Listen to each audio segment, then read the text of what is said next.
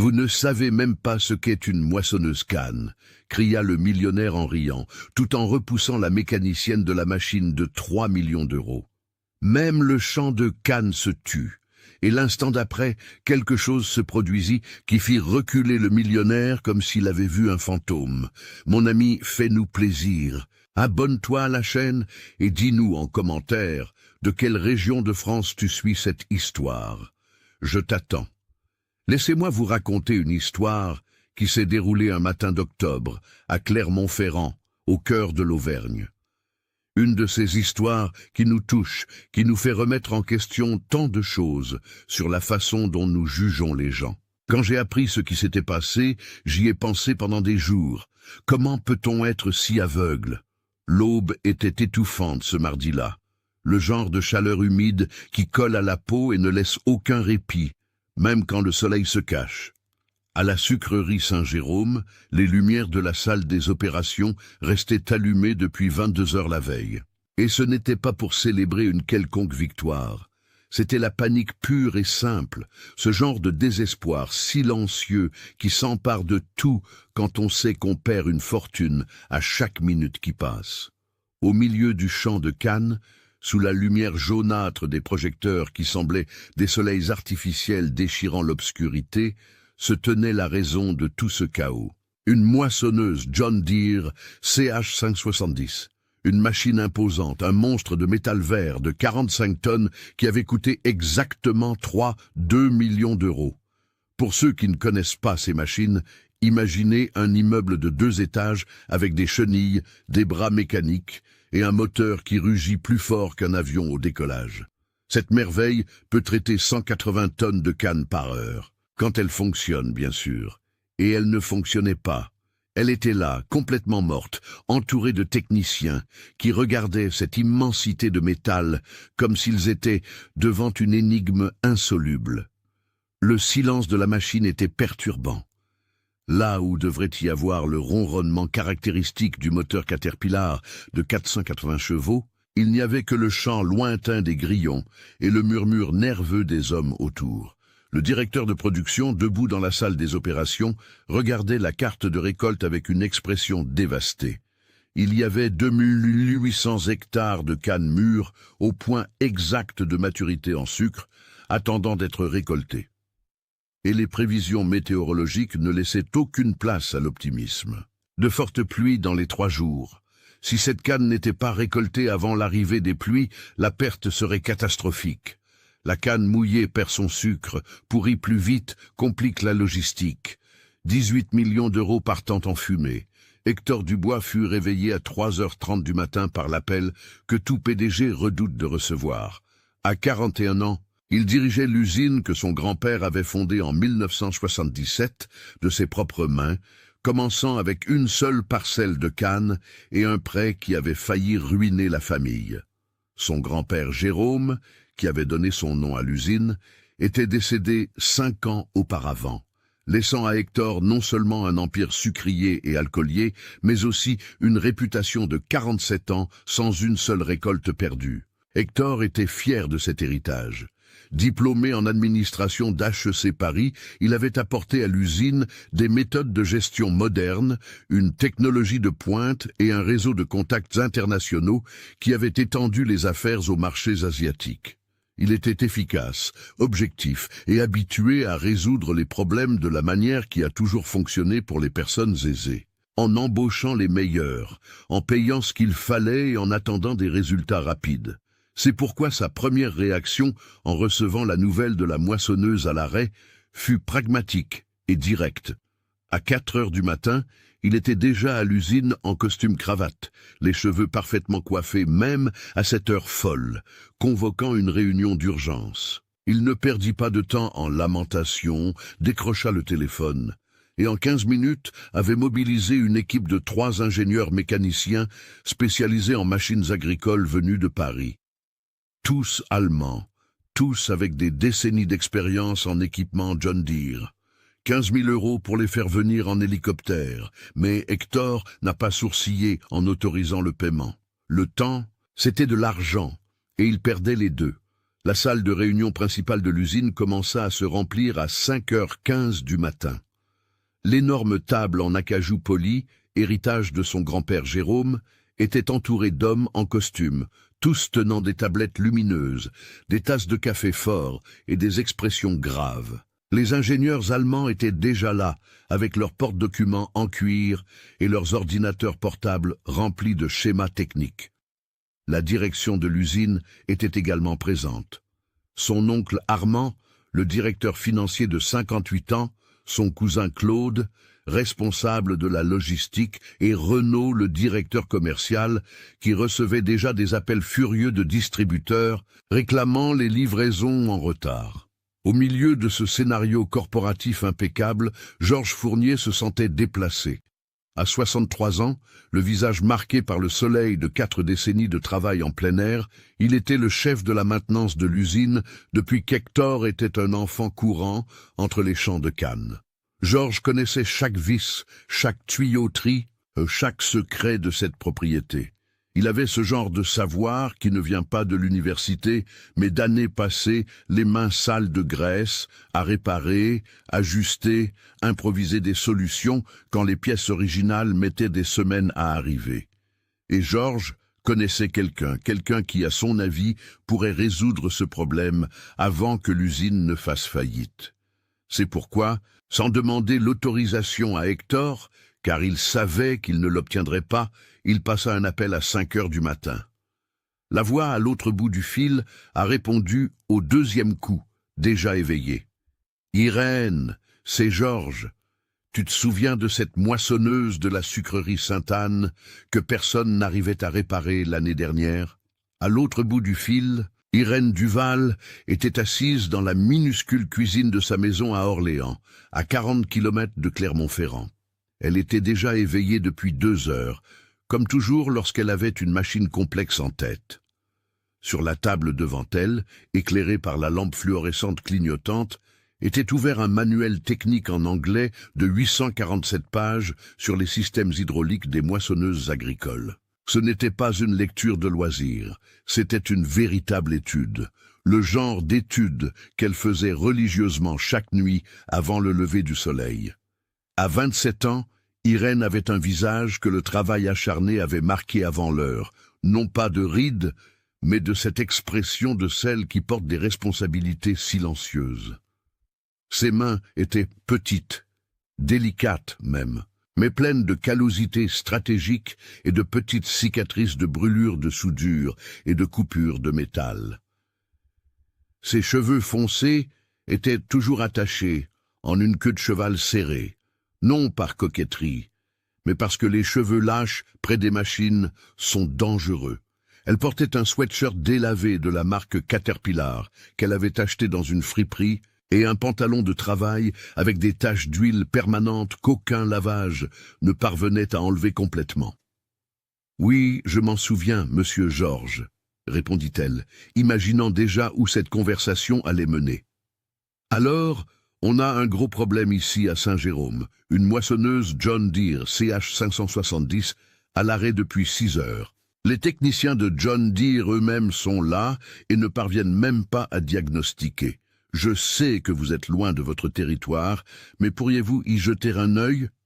Irène ferma le manuel, calculant déjà mentalement. CH570, nouveau modèle, système hydraulique complexe avec des valves proportionnelles électroniques, intégration CAN-bus, multiples circuits indépendants, difficile, mais pas impossible.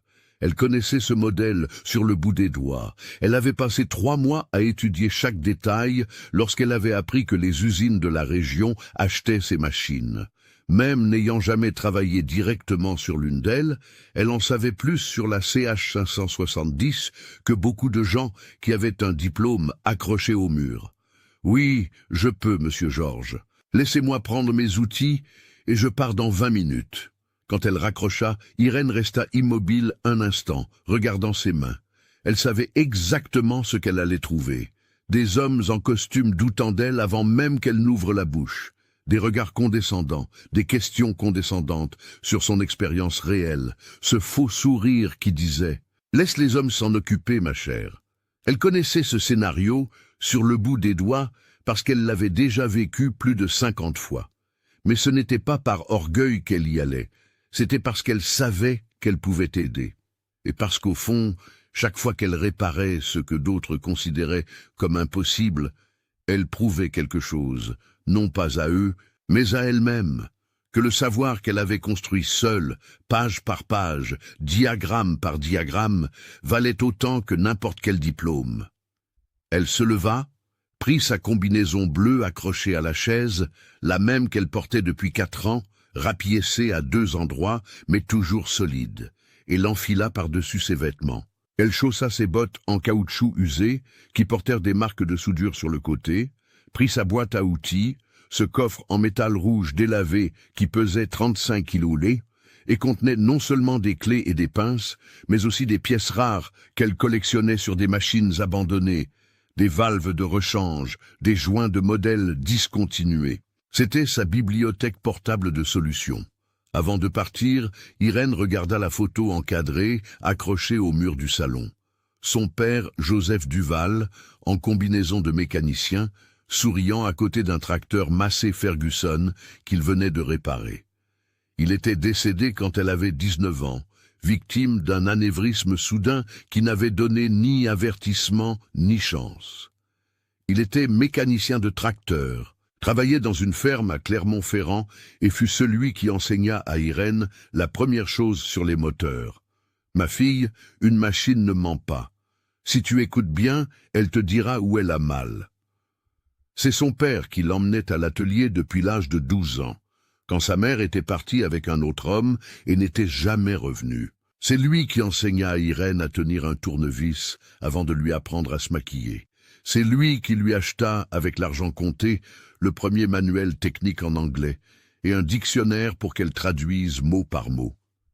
Tu es plus intelligente que n'importe lequel de ces ingénieurs aux diplômes coûteux, disait-il souvent. Il ne te manque que l'occasion de le prouver. Irène quitta la maison à 5h40, au volant de son pick-up F1000 de 1994, blanc, avec des taches de rouille, dont elle avait elle-même refait le moteur. La route d'Orléans à Clermont-Ferrand était vide à cette heure-là, seulement des camions chargés de cannes se dirigeant vers les usines. Le ciel commençait à s'éclaircir très légèrement à l'horizon, cette lumière grise qui précède l'aube. Elle arriva à la sucrerie Saint-Jérôme à 6h15. Le portail principal était imposant avec le nom de l'usine en lettres dorées et le blason de la famille Dubois gravé dans le métal. Le gardien la regarda avec méfiance quand elle dit qu'elle avait été appelée pour une consultation technique. « Un ingénieur ?» demanda-t-il. Irène montra sa carte d'identité. Rien de plus. Elle n'avait pas de diplôme d'ingénieur, pas d'inscription à un ordre professionnel. Elle n'avait que son savoir et une réputation bâtie de bouche à oreille dans les garages de bord de route. Le gardien hésita, mais appela Georges, qui confirma et ordonna de la laisser entrer. Irène gara sa F1000 usée entre 3 Mercedes-Benz rutilantes et une BMW noire. La différence était si flagrante qu'elle en était comique. Elle prit sa boîte à outils, respira profondément et se dirigea vers le bâtiment administratif. La salle de réunion était au premier étage. Quand Irène ouvrit la porte en verre fumé, ce qu'elle vit confirma exactement ce à quoi elle s'attendait. Une énorme table entourée d'hommes en costume, des tablettes brillantes, des graphiques projetés sur un écran géant. La climatisation était si forte qu'elle sentit le contraste avec la chaleur extérieure. Une odeur de café cher et d'eau de Cologne importée. Tous les regards se tournèrent vers elle. Hector Dubois était debout, de dos, analysant une projection financière quand il entendit la porte s'ouvrir. Quand il se retourna et vit Irène, combinaison bleue tachée de graisse, bottes en caoutchouc, boîte à outils usée à la main, cheveux attachés en une simple queue de cheval, sa première expression fut de confusion puis d'irritation. « Georges !»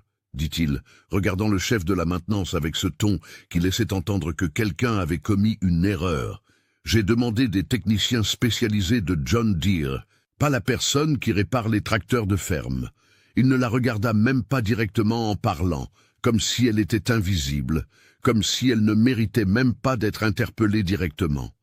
Irène sentit le coup familier à l'estomac, ce mélange d'humiliation et de colère qu'elle avait appris à ravaler, mais ne dit rien.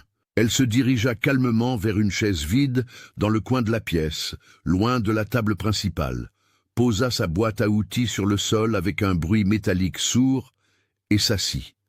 Elle ouvrit son cahier de notes, un de ces cahiers d'étudiants bon marché, avec une couverture rigide bleue, remplie de schémas dessinés à la main, de notes mélangées en français et en anglais, de calculs de pression hydraulique et de spécifications techniques. La réunion se poursuivit comme si elle n'existait tout simplement pas. Les ingénieurs allemands commencèrent leur présentation avec cette confiance typique de ceux qui sont habitués à être écoutés avec révérence. Klaus Schneider, le plus âgé des trois, 58 ans, aux cheveux gris parfaitement coupés, connecta son ordinateur portable à la projection et commença à parler en français avec un accent prononcé, mais technique et précis.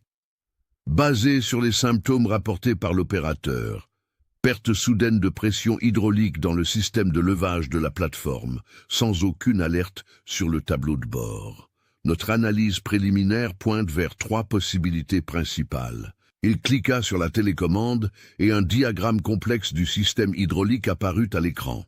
Première hypothèse, panne du bus CAN-BUS qui intègre les modules de contrôle électronique. Deuxième, problème dans le module ECU principal qui gère la distribution de pression. Troisième, dommage mécanique à la transmission PowerShift qui causerait une interférence dans le circuit hydraulique secondaire. Hector acquiesçait, clairement impressionné par le vocabulaire technique et les schémas sophistiqués. Son oncle Armand posait des questions spécifiques sur les coûts de remplacement de chaque composant. Les autres ingénieurs complétaient avec des analyses sur le temps de réparation et la disponibilité des pièces. C'était une symphonie corporative où chacun jouait sa partition avec une précision répétée. Dans le coin de la pièce, Irène écoutait tout avec une attention croissante. Elle connaissait ce modèle comme la paume de sa main, et plus les Allemands parlaient, plus elle était sûre qu'ils cherchaient au mauvais endroit. Les symptômes décrits, perte soudaine sans alerte sur le tableau de bord, ne correspondaient pas à une panne électronique. Les systèmes CAN-BUS, lorsqu'ils tombent en panne, génèrent des codes d'erreur. L'ECU a de multiples redondances et la transmission PowerShift n'interfère pas avec les circuits hydrauliques de levage car ce sont des systèmes complètement isolés. Elle se pencha en avant, attendant un moment opportun dans la conversation. Quand Klaus fit une pause pour boire de l'eau, Irène commença à parler, gardant une voix calme mais ferme. « Excusez-moi, mais d'après les symptômes décrits par l'opérateur, la perte soudaine de pression dans le système de levage de la plateforme sans alerte sur le tableau de bord, je crois que le problème pourrait se situer au niveau d'une valve proportionnelle secondaire qui contrôle le flux auxiliaire. Cette valve spécifique n'est pas intégrée au système de surveillance principal. Par conséquent, une obstruction à ce niveau ne générerait pas d'alerte sur le tableau de bord. Hector l'interrompit d'un geste brusque de la main, comme on chasse une mouche importune. Sa voix était empreinte de condescendance. « Excusez-moi, mais nous discutons de systèmes hydrauliques à haute pression sur des équipements de millions d'euros. Avez-vous une expérience certifiée avec les moissonneuses John Deere CH570 spécifiquement ?» Irène respira profondément. Cette question, toujours cette question. Comme si le savoir n'avait de valeur que s'il était accompagné d'un beau certificat. Pas avec ce modèle exact en opération, monsieur Dubois, mais les principes hydrauliques sont universels dans toutes les moissonneuses de grande taille. Et j'ai étudié spécifiquement les manuels techniques complets de la CH570, y compris les bulletins de service qui... Hector la coupa de nouveau, maintenant avec un sourire qui n'atteignait pas ses yeux. Ce sourire poli que les gens riches utilisent lorsqu'ils veulent être cruels sans perdre leur sang-froid. Les principes sont une chose, ma chère. L'expérience certifiée et des années de travail spécialisé en sont une autre, complètement différente. J'apprécie votre bonne volonté, mais laissez les vrais professionnels travailler, s'il vous plaît. Le terme « ma chère » tomba dans la pièce comme une pierre dans une mare d'eau stagnante. Certains hommes autour de la table se regardèrent avec malaise, mais personne ne dit absolument rien. Georges, assis près de la porte, serra les poings sous la table, mais resta silencieux. Il connaissait Hector depuis assez longtemps pour savoir que le contredire publiquement ne ferait qu'empirer les choses. Irène sentit le sang lui monter au visage, ce mélange de honte et de colère qui fait physiquement mal à la poitrine.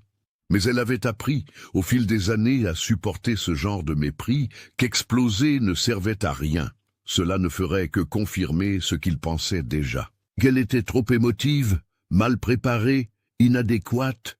Alors elle acquiesça légèrement et se rassit, ouvrant son cahier de notes comme si rien ne s'était passé. La réunion se poursuivit pendant encore 2 heures. Les ingénieurs allemands détaillèrent des plans de démontage systématique de la moissonneuse, commençant par les modules électroniques et progressant vers les composants mécaniques. Ils parlèrent de délais, 3 à 4 jours de travail intensif. 500 000 €. C'était une somme considérable, mais minime comparée aux 18 millions d'euros qu'il perdrait s'il ne récoltait pas la canne à temps. Vers 8 heures du matin, l'une des secrétaires entra dans la pièce, apportant un plateau argenté avec du café frais dans une thermos, en verre coûteuse, des tasses en porcelaine blanche avec le blason de l'usine et un plat de mini-quiches, de croquettes et de feuilletés au fromage. L'odeur de café fraîchement préparé emplit la pièce. Hector, sans quitter des yeux les documents qu'il révisait avec son oncle Armand, gesticula vaguement en direction d'Irène. Il ne la regarda même pas, pointa juste avec le stylo coûteux qu'il tenait. « Puisque vous êtes là sans rien faire de productif, pourriez-vous servir le café aux ingénieurs ?» Le silence qui s'ensuivit fut si lourd qu'il semblait aspirer l'air de la pièce. Même Klaus, qui était au milieu d'une phrase, s'arrêta de parler. La secrétaire, qui avait apporté le plateau, se figea, les mains tenant toujours la thermos, regardant d'Hector à Irène avec une expression horrifiée. Cette fois, ce ne furent pas seulement quelques regards mal à l'aise. Georges se leva de sa chaise, indigné, mais avant qu'il ne puisse parler, Irène répondit. Sa voix était basse, contrôlée, mais chaque mot était chargé d'une dignité blessée. « J'ai été appelée ici en tant que consultante technique, monsieur Dubois, pas en tant que serveuse. Mais si vous voulez que je parte, je peux partir tout de suite. Je ne suis venu que parce que Georges l'a demandé, parce qu'il pensait que je pourrais aider à sauver cette usine de la perte qui s'approche à chaque minute. Mais clairement, vous n'avez pas besoin de mon aide. Vous êtes absolument certain que ces professionnels très coûteux vont tout résoudre. » Ce fut la première fois qu'Hector la regarda vraiment directement, et ce qu'elle vit dans ses yeux la blessa encore plus que les mots. C'était un mélange d'amusement et de mépris authentique, comme si elle était une enfant têtue qui ne comprenait pas sa place dans le monde. « Consultante technique ?» Il rit, un rire court et sec. « Georges devient vieux et sentimental, je crois. Écoutez. » Il fit une pause comme s'il choisissait ses mots avec soin pour ne pas être trop grossier. « Je ne veux pas être impoli avec vous. Je suis sûr que vous êtes très compétente pour réparer des tracteurs et des pick-up. Mais ceci est un tout autre niveau. C'est une machine de 3-2 millions d'euros avec des systèmes intégrés qui ont coûté des décennies d'ingénierie à développer. Pensez-vous vraiment, honnêtement, pouvoir résoudre ce que ces ingénieurs, avec des décennies d'expérience et des certifications internationales, ne parviennent pas à faire? Vous ne savez même pas ce qu'est une vraie moissonneuse canne. » Cette dernière phrase tomba sur Irène comme un seau d'eau froide. Vous ne savez même pas ce qu'est une vraie moissonneuse canne. Comme si tous ces mois passés à étudier des manuels techniques jusqu'à 3 heures du matin ne signifiaient rien. Comme si tout ce savoir qu'elle avait construit, ligne par ligne, diagramme par diagramme, ne valait absolument rien, parce qu'il n'était pas emballé dans un diplôme coûteux d'une université étrangère. Mais Irène n'allait pas abandonner sans au moins essayer d'apporter sa contribution. Elle avait passé la nuit précédente, pendant qu'Hector dormait dans son manoir climatisé, à rechercher des bulletins techniques et des rappels spécifiques du modèle CH570. Elle avait identifié 3 schémas de défaillance courants qui correspondaient parfaitement aux symptômes décrits. Elle avait écrit un rapport technique manuscrit avec des schémas, des explications détaillées et des séquences de diagnostic. Elle prit les feuilles de son cahier. C'étaient 5 pages écrites d'une écriture soignée, y compris des dessins techniques qu'elle avait réalisés à la règle et au compas. Elle se leva et se dirigea vers la table principale, tendant les feuilles à Hector. « Monsieur Dubois, je sais que vous ne me faites pas confiance, mais au moins, jetez un œil à ceci. Ce sont 3 possibilités de panne basées sur des bulletins techniques de John Deere elle-même, avec les séquences de diagnostic qui... » Hector prit les feuilles. Il les regarda rapidement. Et quand je dis rapidement, c'est qu'il les a vraiment à peine regardées. Ses yeux parcoururent les pages sans vraiment lire une seule ligne. Et puis, d'un geste qu'Irène n'oublierait jamais de sa vie, il déchira le rapport en 2, juste devant tout le monde. Le son du papier déchiré résonna dans la pièce silencieuse. « C'est une perte de temps, » dit-il en jetant les morceaux déchirés sur la table. J'ai fait venir de vrais spécialistes qui ont étudié dans de vraies universités et travaillent pour de vraies entreprises. Je n'ai pas besoin de théories écrites à la main par quelqu'un qui a appris la mécanique en réparant des coccinelles. Vous pouvez vous retirer. Merci d'être venu, mais vos services ne sont pas nécessaires. Georges ne put plus se contenir. Hector, c'est absurde. Irène est l'une des meilleures. Georges. Hector se tourna vers lui, les yeux flamboyants. « Vous avez déjà dépassé vos limites en la faisant venir ici sans mon autorisation. N'aggravez pas les choses. Retournez sur le terrain et supervisez ce que les techniciens font sur la machine. » C'était un ordre clair. Et Georges, avec 40 ans de loyauté pesant sur ses épaules, baissa la tête et obéit. Mais avant de partir, il regarda Irène avec une expression qui disait « Désolé, j'ai essayé ». Irène ramassa lentement sa boîte à outils. Ses mains tremblaient légèrement, non de peur, mais de rage contenue.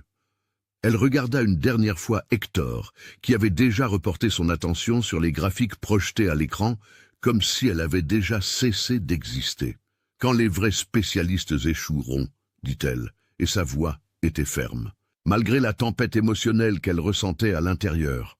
Et ils vont échouer, parce qu'ils cherchent au mauvais endroit, cherchant des problèmes complexes, alors que la solution est simple.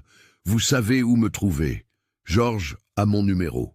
Elle quitta la pièce sans regarder en arrière. Elle descendit les escaliers du bâtiment administratif, sa boîte à outils cognant contre sa jambe à chaque marche. Elle traversa le hall luxueux avec son sol en marbre et ses tableaux coûteux au mur. Elle sortit sur le parking où sa F1000 usée était garée entre les voitures de luxe. Ce n'est qu'une fois dans la cabine du pick-up, la porte fermée, seule, qu'Irène laissa une seule larme couler sur son visage. Une seule, parce que pleurer n'a jamais réparé aucun moteur, et elle l'avait appris très tôt dans la vie. Elle rentra à Orléans en silence, sans allumer la radio. La route était plus animée maintenant, le jour s'étant complètement levé.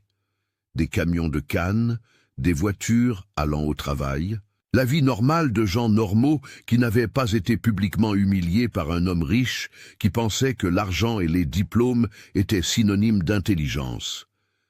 Chez elle, Irène n'alla pas dormir, malgré l'épuisement. Elle se dirigea directement vers son petit atelier improvisé dans le garage. Un espace exigu avec un établi en bois, des outils accrochés au mur, des pièces de machine empilées sur des étagères.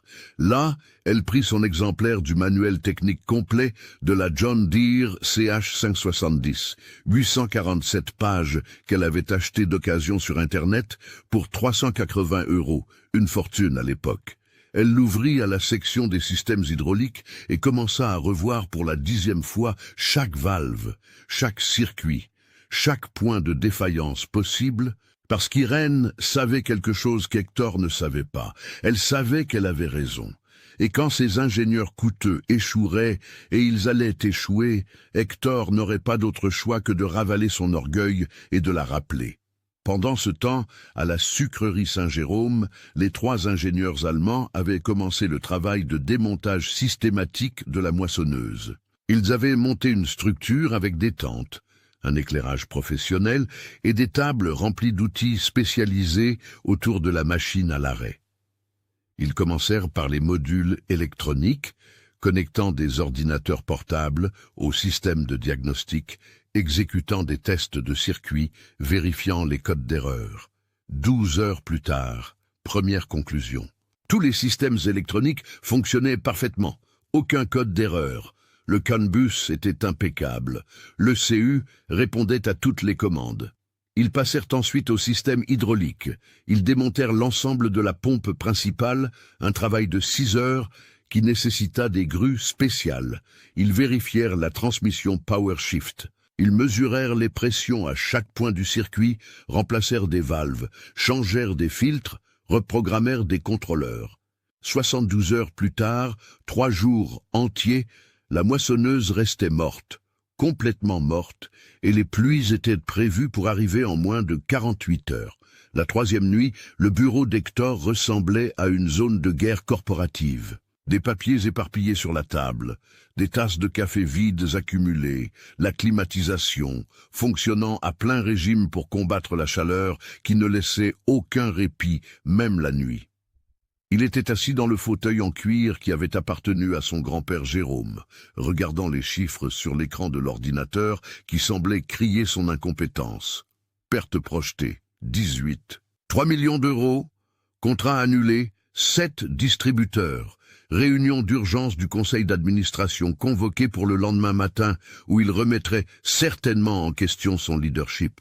Son oncle Armand avait déjà envoyé 3 messages disant que son grand-père n'aurait jamais laissé cela arriver.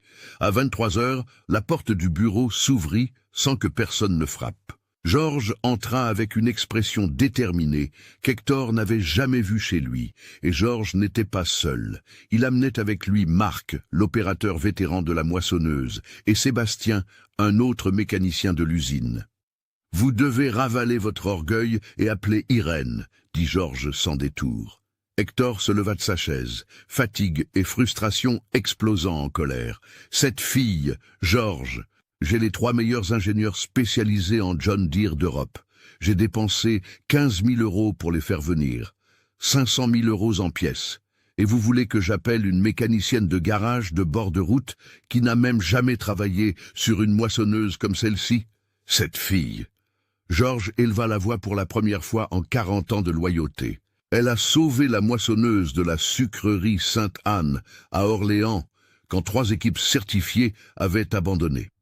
Elle a réparé le tracteur à chenilles de la ferme de la Bellevue qui était à l'arrêt depuis 8 mois et dont personne ne trouvait le problème. J'ai vu cette femme identifier une panne dans un système hydraulique de la marque IH, juste en écoutant le bruit du moteur pendant 30 secondes. Elle a un don, Hector, un vrai don. Et vous l'avez humiliée, vous avez déchiré son travail devant tout le monde, vous l'avez traitée comme si elle était invisible. Tout ça parce qu'elle n'a pas un diplôme coûteux accroché au mur.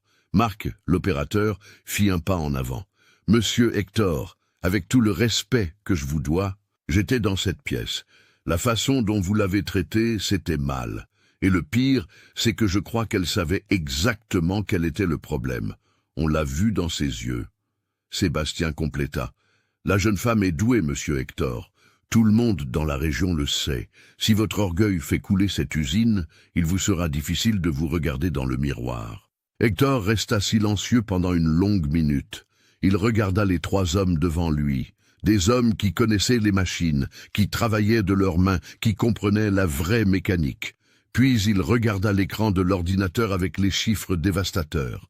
Puis le portrait de son grand-père, Jérôme, au mur, cet homme qui avait tout construit à partir de rien, qui connaissait chaque centimètre de cette terre.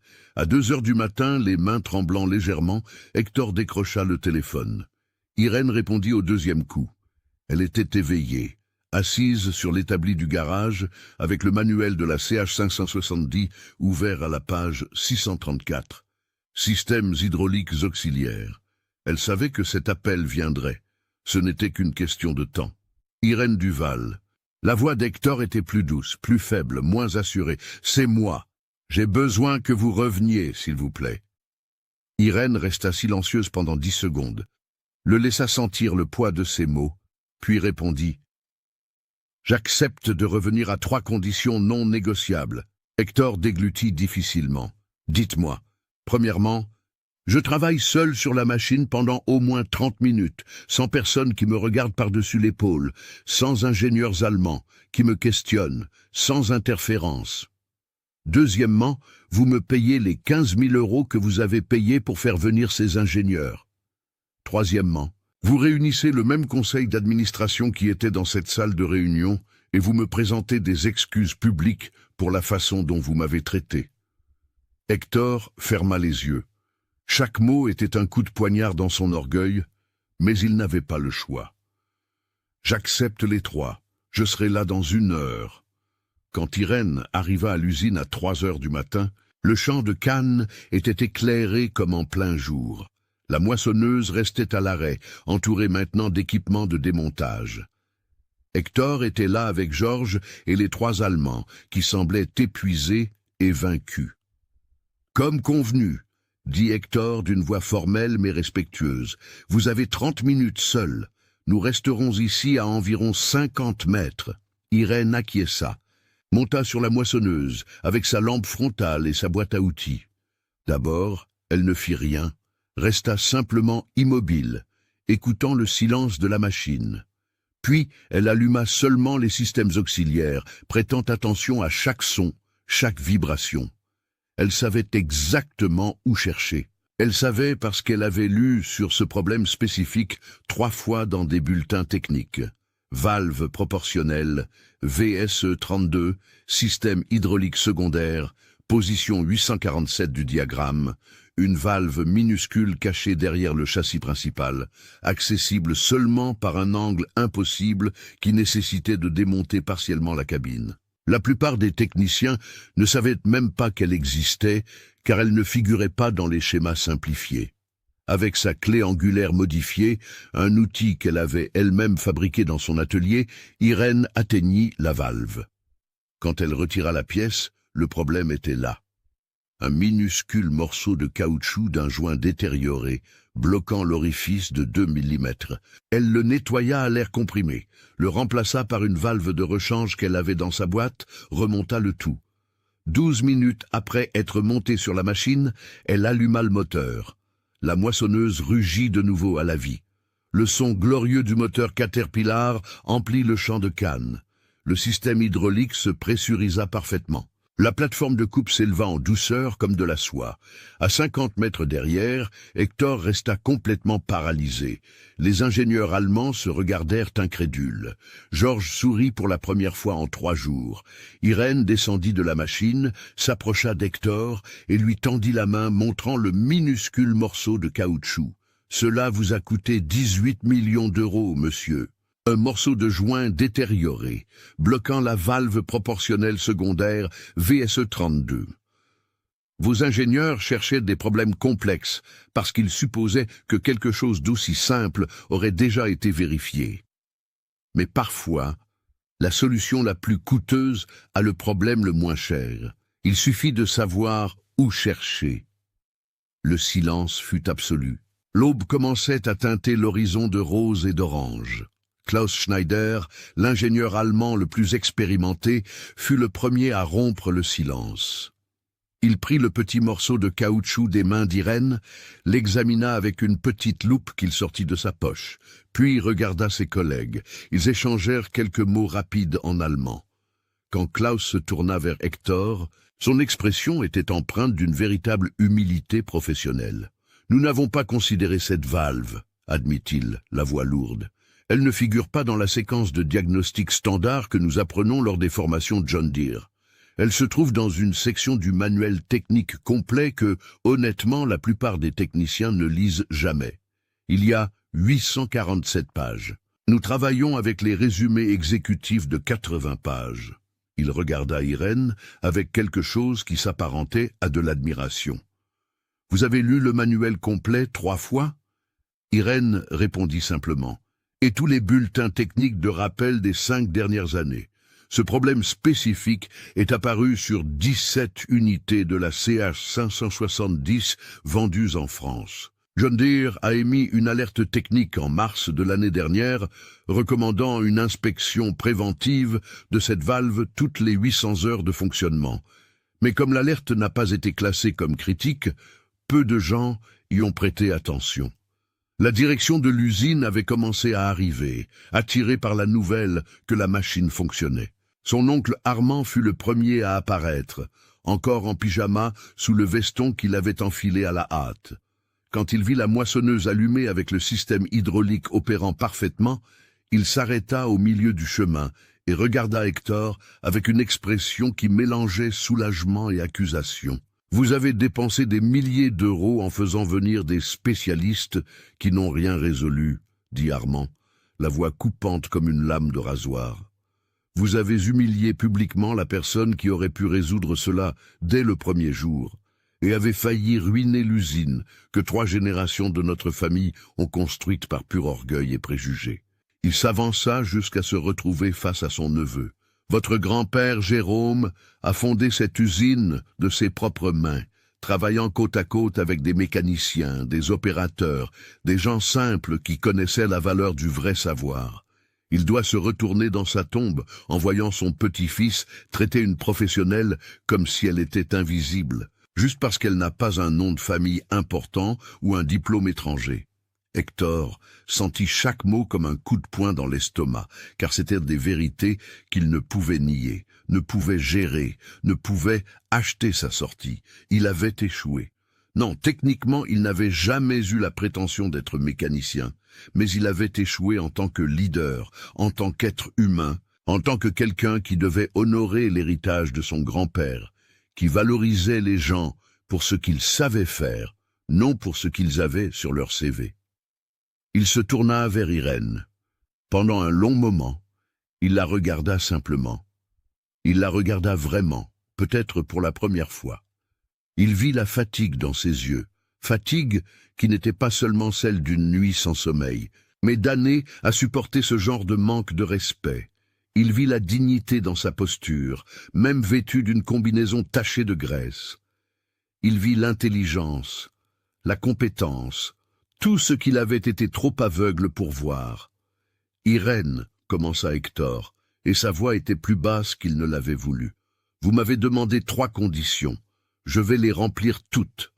En commençant maintenant devant tous ceux qui sont ici. » Il se tourna vers la direction, vers les employés qui commençaient à se rassembler, attirés par la nouvelle de la machine fonctionnant, vers les ingénieurs allemands, vers Georges qui avait les yeux embués. J'ai jugé Irène Duval par son apparence, son âge, son genre et l'absence d'un diplôme coûteux. J'ai méprisé son vrai savoir, parce qu'il n'était pas emballé comme je l'attendais, avec un costume, un accent étranger et des certificats dorés. J'ai été arrogant et plein de préjugés, et j'ai failli détruire le travail de 3 générations de ma famille par pure stupidité et orgueil. Il respira profondément et quand il continua, il y avait des larmes sincères au coin de ses yeux. « Irène, vous méritiez le respect dès la première seconde où vous êtes entrée dans cette salle de réunion, et je ne vous l'ai pas donné. Je vous ai traité comme si vous n'existiez pas, comme si votre savoir ne valait rien. J'ai déchiré votre travail devant vous. Je vous ai humilié, et je vous présente mes excuses publiques devant tous pour mon comportement déplorable. » Mais Irène n'était pas satisfaite d'une simple excuse. Elle fit un pas en avant et quand elle parla, sa voix atteignit toutes les personnes présentes.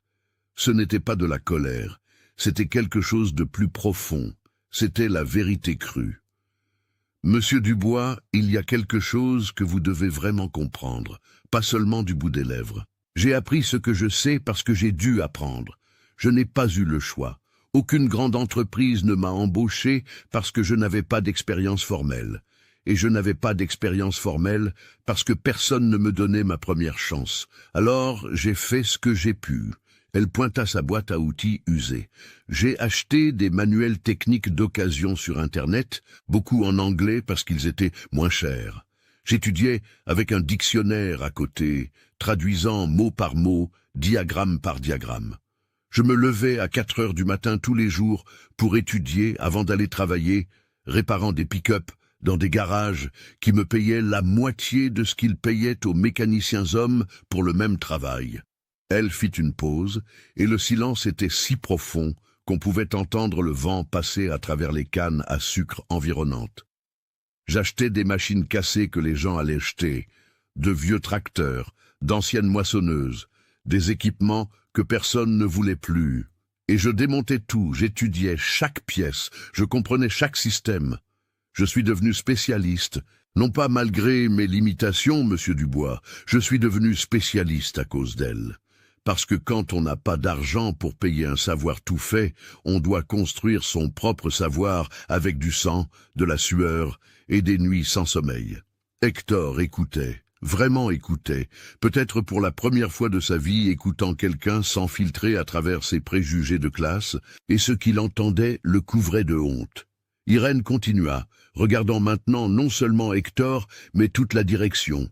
Des milliers peut-être de personnes talentueuses, dévouées, avec un savoir profond et réel, mais elles sont invisibles parce qu'elles n'ont pas le bon pedigree, le bon nom de famille, le diplôme de la bonne université. Vous ne me voyiez pas parce que vous ne vouliez pas voir, parce qu'il était plus facile de supposer que la compétence vient emballée dans un costume cher et un accent étranger. Georges s'approcha, posant sa main sur l'épaule d'Irène dans un geste paternel. « J'ai essayé de vous le dire, Hector, mais vous n'avez pas voulu écouter un vieux mécanicien non plus. » Hector acquiesça lentement. « Vous avez raison, tous les deux ont raison, Il chercha ses mots.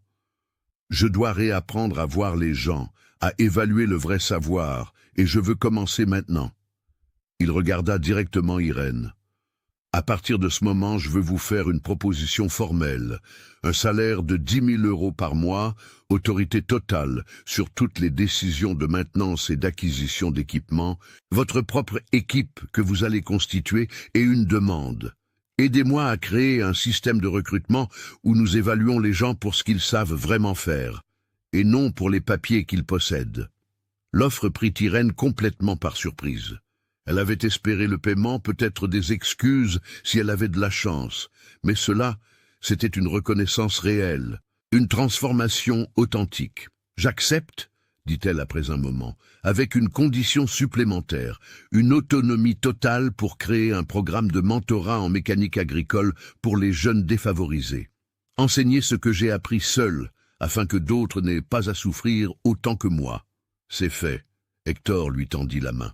Cette fois, quand Irène serra cette main, ce n'était plus la main de quelqu'un étant humilié. C'était un accord entre égaux, entre professionnels, entre êtres humains, qui se voyaient enfin pour ce qu'ils étaient vraiment.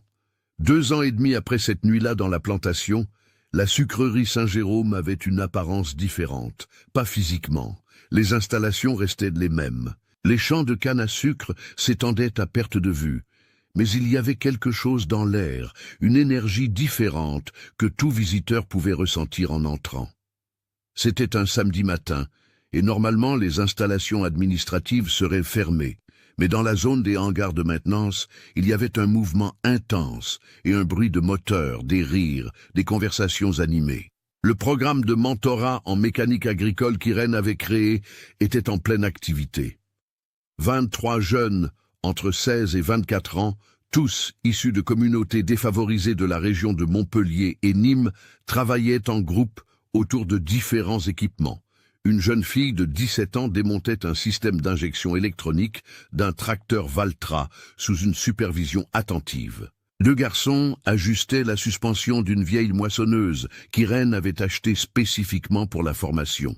Une jeune femme de 20 ans soudait une structure métallique avec une précision qui ferait la fierté de mécaniciens expérimentés. Irène circulait entre les postes de travail, orientant, corrigeant, enseignant. Elle portait la même salopette que d'habitude, encore tachée de graisse, encore rapiécée, mais elle avait maintenant l'emblème de la sucrerie brodé sur la poitrine et son nom suivi de directrice technique. Ses yeux brillaient d'une manière qu'ils n'avaient pas 2 ans auparavant. Ce n'était pas seulement de la satisfaction professionnelle, c'était un but. Souviens-toi toujours. disait-elle à la jeune fille travaillant sur le système d'injection. Une machine ne ment pas. Si tu prêtes vraiment attention à ce qu'elle dit, elle te révèle exactement où se trouve le problème. Hector observait tout de loin, appuyé sur le montant de la porte du hangar. Il avait changé aussi, non seulement dans sa façon de s'habiller le samedi, portant un jean et un polo au lieu d'un costume, mais dans quelque chose de plus profond dans ses yeux. Une humilité authentique qui n'existait pas auparavant. Une ouverture qui ne vient que lorsqu'on affronte ses propres démons et qu'on choisit d'être différent. Au cours des 2 dernières années et demie, sous la direction technique d'Irène, la sucrerie n'avait pas connu un seul arrêt imprévu d'équipement. 0. L'équipe qu'elle avait constituée comptait 40 professionnels, la moitié recrutés par le nouveau système de recrutement basé sur des tests pratiques à l'aveugle, où les candidats démontraient leurs compétences sans que les évaluateurs ne connaissent leur diplôme, leur âge, leur genre ou toute autre information préalable. Il y avait Raphaël, 19 ans, ancien mécanicien de tracteur, qui dirigeait aujourd'hui la maintenance préventive de toute la flotte. Il y avait Solange, ingénieur autodidacte de 52 ans, qu'aucune entreprise n'avait embauché en raison de son âge avancé, maintenant responsable des systèmes hydrauliques. Il y avait Marcel, qui avait appris la mécanique en réparant des chariots élévateurs dans un entrepôt, aujourd'hui spécialiste en diagnostic électronique. La sucrerie Saint-Jérôme était devenue une référence nationale en matière d'efficacité opérationnelle. D'autres sucreries envoyaient des techniciens pour des stages d'observation. Des universités demandaient à étudier le modèle de gestion technique, et Irène recevait chaque semaine des messages de jeunes mécaniciennes de toute la France, la remerciant d'avoir prouvé que c'était possible. Gérald apparut aux côtés d'Hector, tous deux observant le mouvement dans le hangar. Le vieux mécanicien avait officiellement pris sa retraite 6 mois auparavant, mais il continuait à venir à la sucrerie 3 fois par semaine, juste pour jeter un œil. En fait, tout le monde savait qu'il venait parce qu'il aimait cet endroit et parce qu'il était trop fier d'Irène pour rester loin. « Tu as fait la bonne chose ce jour-là, » dit Gérald à voix basse. « Quand tu l'as appelé, quand tu t'es vraiment excusé... » Hector hocha la tête. « J'ai failli tout détruire par orgueil stupide, Gérald. Si tu ne m'avais pas confronté, si tu n'avais pas insisté, je n'ose même pas y penser. Mais tu as écouté... Et plus important encore, tu as vraiment changé. C'est rare, Hector. Beaucoup de gens s'excusent, mais restent la même personne à l'intérieur. Irène les remarqua tous les deux et s'approcha d'eux. « Monsieur Hector, Camille, là-bas, la jeune fille de 17 ans, vient de diagnostiquer seule un problème dans le module ECU que 3 mécaniciens certifiés n'avaient pas réussi à identifier la semaine dernière. Elle a le même don que moi à son âge, peut-être même plus. » Hector sourit. « Vous allez lui offrir un stage ici ?»« Je l'ai déjà fait. Elle commence le mois prochain avec un salaire décent, pas d'exploitation. Et elle continuera ses études. Nous paierons sa formation technique. » À ce moment-là, une voiture s'arrêta sur le parking. Claude Dubois, l'ingénieur allemand, descendit avec une mallette sous le bras. Il était revenu en France spécifiquement pour visiter la sucrerie, voir les changements et apporter quelque chose. « Irène, » dit-il en s'approchant, tendant la mallette. John Deere lance un programme de consultants techniques spéciaux pour l'Amérique latine. Basé sur ce qui s'est passé ici, ils veulent des professionnels qui ont une connaissance profonde, réelle, pas seulement des certifications. Je vous ai recommandé. Si vous acceptez, vous formerez des techniciens dans 5 pays avec une autonomie totale sur les méthodes d'enseignement et d'évaluation. Irène prit la mallette, feuilleta les documents. La proposition était généreuse, très généreuse, mais elle regarda les jeunes travaillant dans le hangar, Gérald, les yeux brillants de fierté, Hector, qui était devenu un véritable allié. « Je vous remercie de votre confiance, Claude, mais ma place est ici. Ces jeunes ont besoin de quelqu'un qui comprend d'où ils viennent, quelqu'un qui est passé par là. Je ne vais pas abandonner cela. » Claude posa la main sur son épaule. « Irène, vous pouvez faire les deux. Nous ajusterons votre emploi du temps ici. Cette connaissance que vous avez doit atteindre plus de monde. » Irène réfléchit un instant, puis hocha lentement la tête. D'accord, mais le programme de mentorat restera toujours une priorité. Cet après-midi-là, quand les jeunes furent partis et que le hangar devint silencieux, Irène resta seule quelques minutes. Elle marcha jusqu'à la moissonneuse CH570, la même qu'elle avait réparée cette nuit-là, qui avait tout changé. Elle passa la main sur le métal vert, sentant la chaleur du soleil accumulée à la surface. Elle pensa à son père, Joseph Dubois, qui aurait été si fier de voir où elle était arrivée. Elle pensa à toutes les nuits passées à étudier seule, à toutes les humiliations qu'elle avait subies, à toutes les portes qui s'étaient fermées devant elle. Et elle pensa à combien d'autres Irènes existaient là-bas, invisibles, sous-estimées, n'attendant qu'une chance. « On a réussi, papa », murmura-t-elle au vent qui passait par le champ de Cannes. On a prouvé que la connaissance réelle vaut plus que n'importe quel beau diplôme. Et maintenant, nous allons faire cela pour d'autres aussi. Quand elle sortit du hangar, le soleil se couchait, teignant le ciel d'orange et de violet. Hector l'attendait à la porte. Il tenait dans ses mains un livre tout neuf à couverture rigide. Il le lui tendit. Il est arrivé aujourd'hui de l'éditeur, le premier exemplaire. Irène prit le livre et lut le titre. Diagnostic pratique des équipements agricoles, un guide accessible. Et en dessous son nom, Irène Dubois, le livre qu'elle avait écrit ces 2 dernières années, en français clair, avec des schémas simples, axés sur l'enseignement réel. Un livre abordable que tout jeune avec un rêve et de la détermination pouvait acheter. Irène sourit parce qu'elle savait que le monde était encore plein de préjugés, qu'il y avait encore 1000 batailles à mener.